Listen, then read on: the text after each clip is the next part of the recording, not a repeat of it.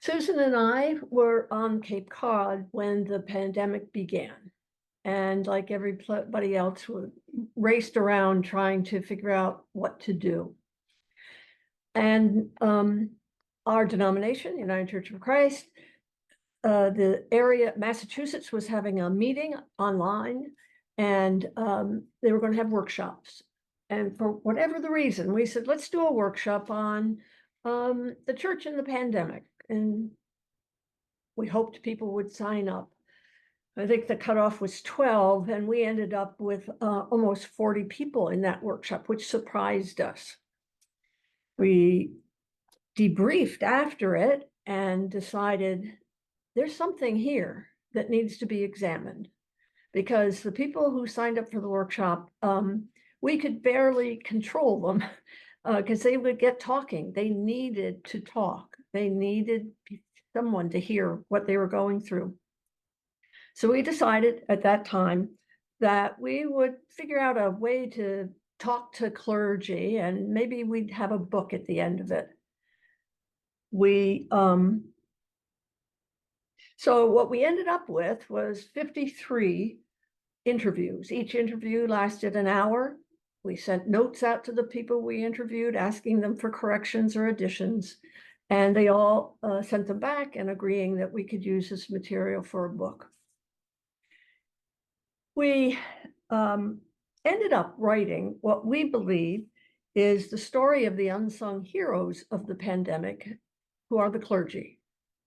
These are the people who quietly went about changing everything we knew about church to fit in the pandemic, to keep in touch with people, to minister to them, to minister to people in nursing homes when you couldn't go into a nursing home, to minister to people in hospitals when you couldn't go in.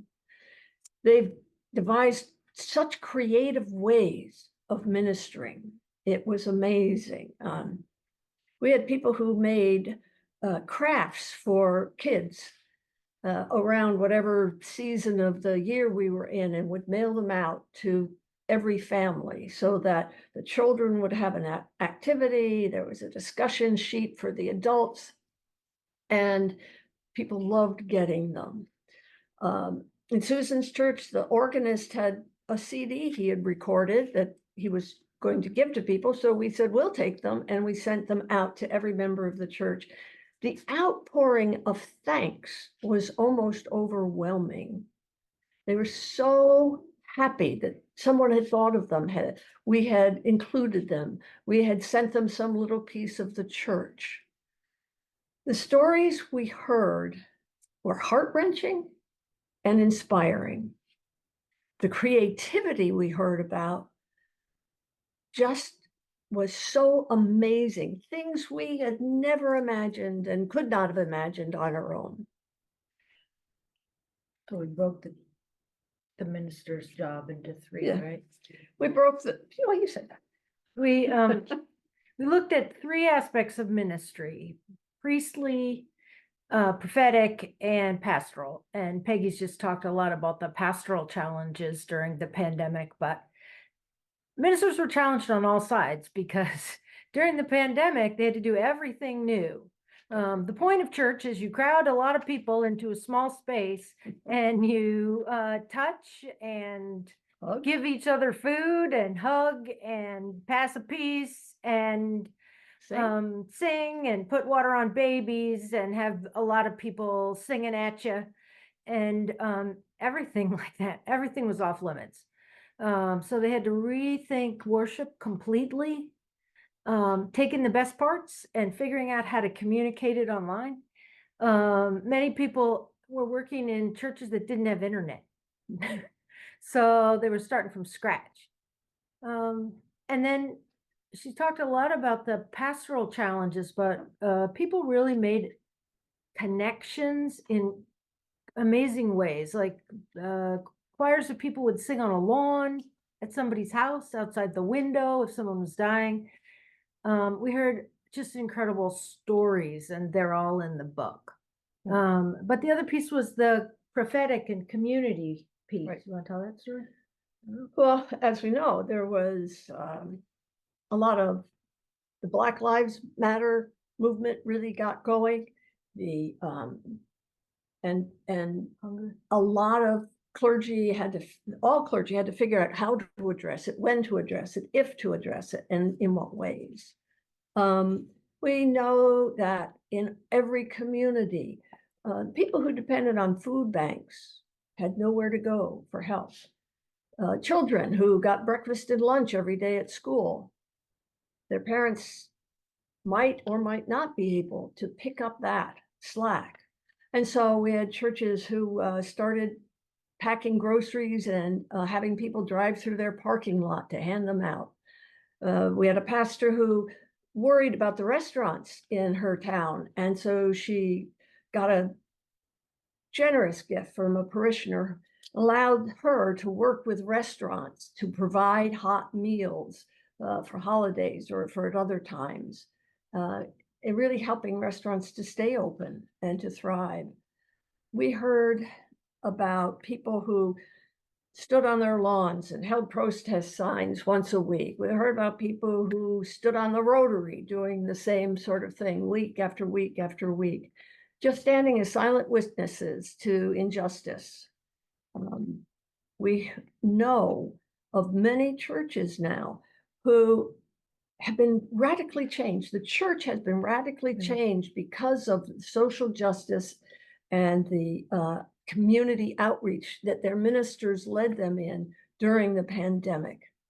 They The community the community became a part of the pastor's flock, if you will. And they worked overtime. It was a lot of work. Most ministers said they worked 7 days a week during it. A lot of them got energy from the creativity, and really are looking forward to, were looking forward to the pandemic easing so that they could figure out what to keep, what not to keep, how to move forward. Our last chapter is all about what now? What's the church of the future going to look like? How are we going to do it? We talk about how every church we spoke to said technology is a necessity, and there's going to need to be a line item in the budget for technology because we just can't rely on a phone and Facebook Live anymore. Excuse me, we need more equipment than that. Big question that came up, if we remain having hybrid, people in the church, people online, and some of those people online are never going to come walk into our church, what do we do with them? Could they be members of our church, even if they live 6 states away? And if so, what kind of members? Could they serve on a committee? Could they participate in other parts of the life of the service? And I'm losing my voice. I apologize for the graininess of it. And so they were starting to have discussions with their members about this and getting a variety of reactions to it. How to recapture the young families who had not come to church because, of course, the vaccine for children lagged adults. So they had, what, 2, in some cases, sometimes 3 years before they could bring their children back. And habits had changed, and they enjoyed the ease and the convenience of online worship. So how do we re-engage with those families without demanding that they have to come to the church to re-engage?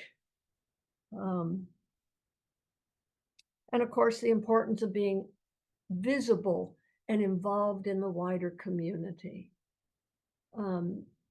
We heard about churches that had been kind of sleepy being revitalized by this ministry. We visited one on the Cape just a few weeks ago.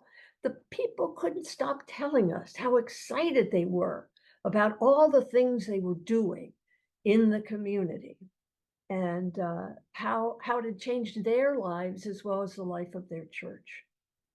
So we think it's a book that is inspiring. We think it's a book that certainly clergy, if they read it, what we hear is they feel where they can see themselves on the pages, and they love that. They love getting ideas that other people used and trying to figure out, could I do that? Maybe I could do that. And we also think it's a book for laity. One pastor said to us at the end of reading the book, this should go to every church that's going to be in search, so they could ask the right questions of their candidates.